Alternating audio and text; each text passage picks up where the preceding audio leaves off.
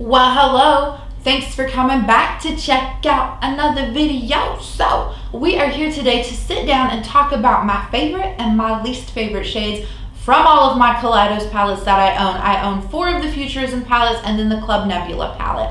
I really enjoy this style of video because I feel like your favorite shades always end up making this really pretty and interesting color story, and you were just like, oh, I want to use that so bad. And then even if it's a palette or like a color story that you don't want to use, your least favorite shades honestly almost always end up making something pretty cohesive too. So it's just a lot of fun to look at.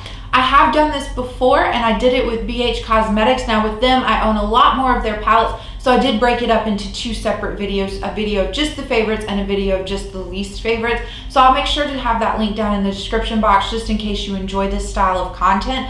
However, like I said, with Kaleidos, I only own like 5 of their palettes, so it's easier to smush it all into one video. Now, when we do the arm swatches and you see those clips go up, I just want to point out to you guys that the shadow that will be like on the top of my arm and make a row, those will be all of the favorite shadows, and then the shadows underneath them will be all of the least favorite shadows. That way I can just do like 1 swatch clip at a time, and we don't have to insert 2. And then I think that'll be really interesting as well because we can look at the favorite and least favorite swatches side by side. So that's all the rambling that I need to do. I think we're going to start with the Futurism palettes, go in order as far as the ones I have, and then we'll end with Club Nebula.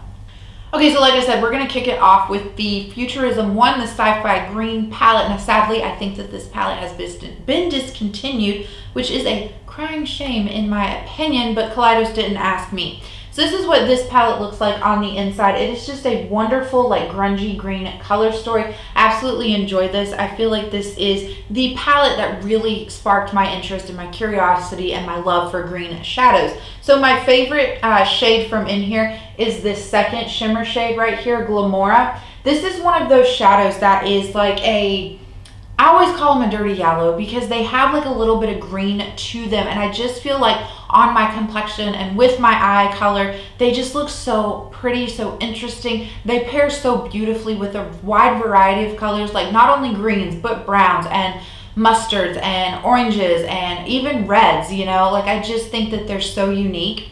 So then my least favorite shade from within this palette, I didn't want to pick the black shade Dark Side just because I thought like that was kind of like a cop-out, like too easy, you know what I mean? So I actually went with the shade above it, which is ET. It is this darker matte kind of like army green, and I picked that one specifically. There's really at the end of the day nothing wrong with it. However, it's just super similar to Smog, the other matte green shade within here, and I wish that instead of giving us 2 shadows, like Smog is a little bit lighter than ET, but at the end of the day, they're gonna look the same on your eyes. And so I wish instead of doing that, they maybe would have added in like another shimmer, or maybe even, like I said, maybe like a darker brown shade would have been really pretty in here. But I just feel like they could have taken that in a better direction.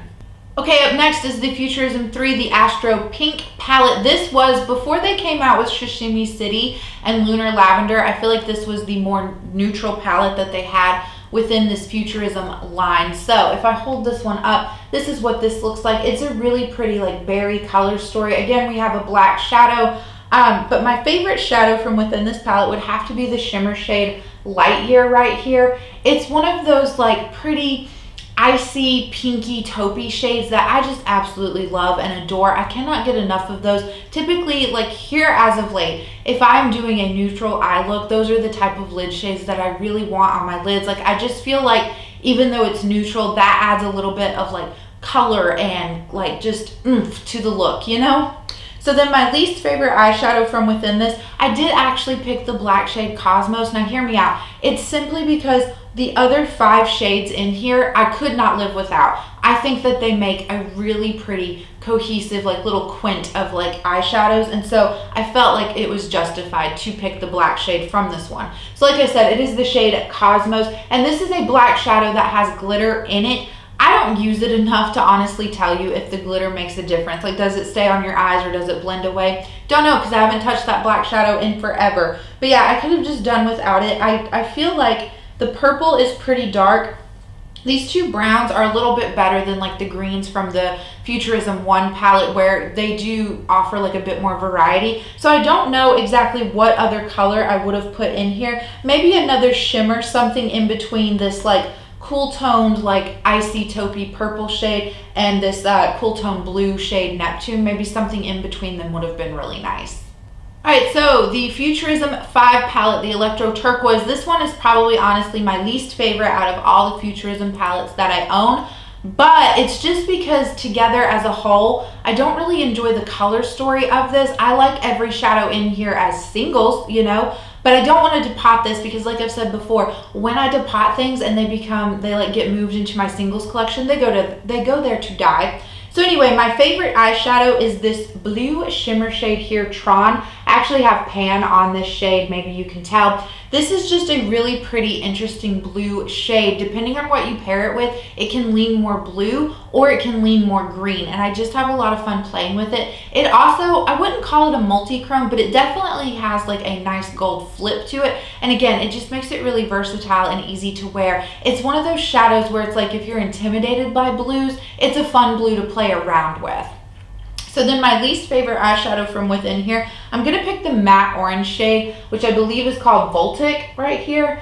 The reason I picked this one, it's a fine matte orange shade. It actually performs really nicely, and I do like orange eyeshadow, but just overall within this palette, I don't like it. If you try to pair it with the darker brown up here, you're just going to get like a muddy mess. And if you try to pair it with the matte blues in here, they're just going to turn green. So I get why they went with that. Like it really makes sense, like with the packaging and everything, to put that orange in here, but it's just not a good color. I wish that they kind of would have just maybe kept it in on the blue theming with this palette. Still gave you like the dark brown shade and this dark blue, but instead of this maybe matte orange, went somewhere more in like a mid-tone range between this light blue and this dark blue.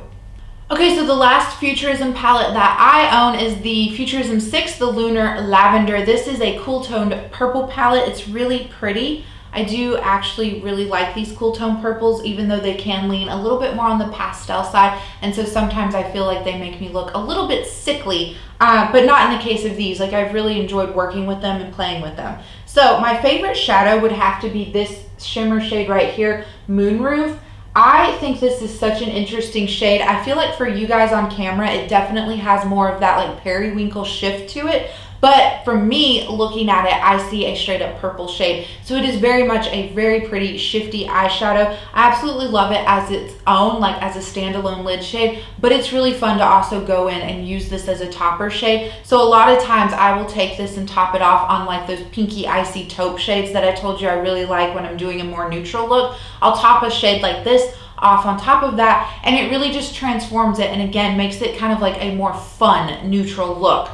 So then in saying all of that, my least favorite eyeshadow from this palette would be the dark brown up here, Crater Grove. Now again, there's nothing wrong with Crater Grove. It's actually a really nice dark chocolatey matte brown. I think that it works within this palette. It just, at the end of the day, that's a shade that I have time and time again. So while it makes sense in this palette, I can take it or leave it. Like I don't necessarily need it. If I wanted that shadow, I have a sea of matte chocolate browns to choose from.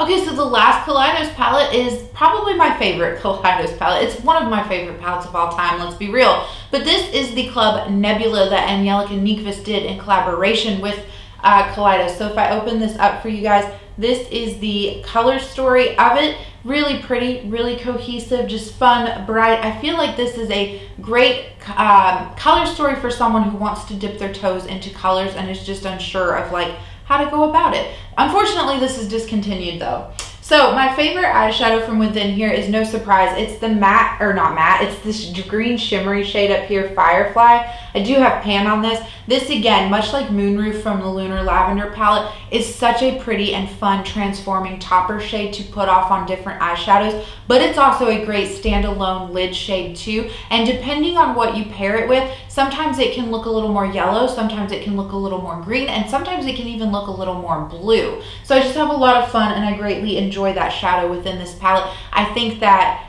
it is a favorite green shadow across all of my green shadows within my collection. Alright, so then my least favorite shade from within here is the Nebula shade, which is the peachy, orangey, shimmery shade down here. And again, there's nothing wrong with it. I really do enjoy the Kaleidos formula, so it was really hard to pick out my least favorite shades. But the reason I went with that one is just because out of this whole palette as a whole, this particular shade just ends up being my least used shade. However, every time I do put it on my eyes and I use it, I really fall in love with the look that I did. So, but at the end of the day, that's really just what it boils down to. It's just not one that I always gravitate towards, so I didn't feel right putting something else in as a least favorite shade. But that wraps it up. That is my favorite and least favorite shades. Let me know if you agree or disagree. I always love to hear like people's different preferences. I think that that's really fun. I also think that I will be doing this video again, maybe in like a month, and I think we'll probably do maybe Oden's Eye, or I don't know. I like to do the brands where I have at least like 4 palettes from them, just to make this video a little bit more interesting. So yeah, if you're looking forward to seeing this again with a different brand, let me know down in the comments. Again, I appreciate you guys for making it to the end and sticking with me. I hope you're having a good day, a good night, or a good whatever, and I will catch you in the next one. Bye.